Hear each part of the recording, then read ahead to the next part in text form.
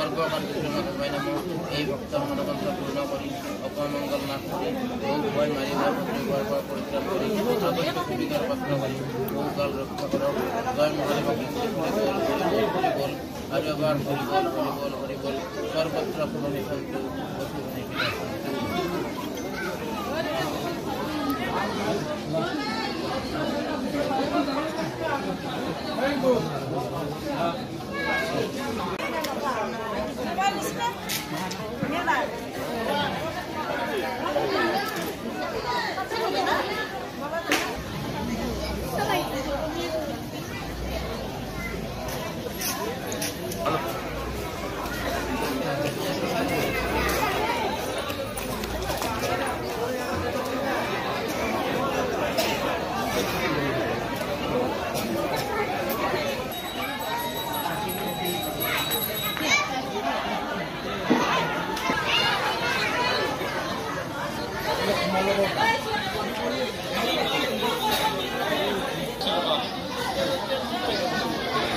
Ella no hay pronto. Ya tú y tú así. Fatime.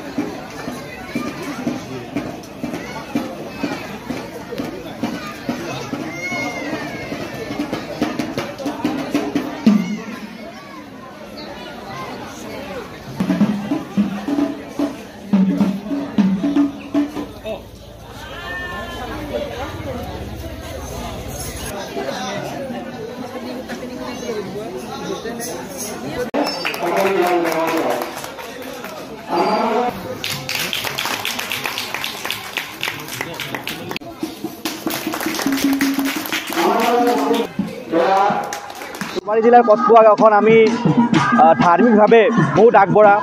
আমি প্ৰতি বছৰে দুৰ্গা পূজা উলহ-মালহেৰে পালন কৰোঁ, কালী পূজা উলহ-মালহেৰে পালন কৰোঁ, এইবাৰ শিৱৰাত্ৰি আমি বহুত ডাঙৰকৈ অনুষ্ঠিত কৰিছোঁ।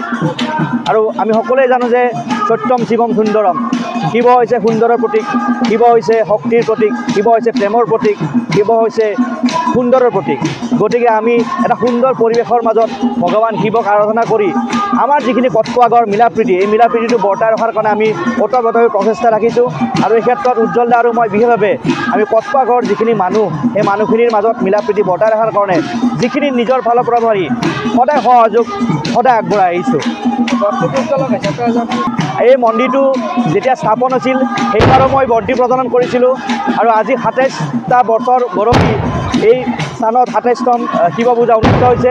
আৰু সেই পূজাৰ বন্তি প্ৰজ্বলক হিচাপে থাকিবলৈ পাই মই নিজে বহুত গৌৰৱ অনুভৱ কৰিছোঁ, নিজকে সৌভাগ্যৱান বুলি ভাবিছোঁ। আৰু আশা ৰাখিছোঁ আমাৰ এই শিৱ বাবাই আমাৰ মানুহৰ মাজত সদায় মিলাপ্ৰীতি বৰ্তাই ৰাখক আৰু বেমাৰৰ পৰা আৰোগ্য কৰি মানুহবিলাকক দীৰ্ঘায়ু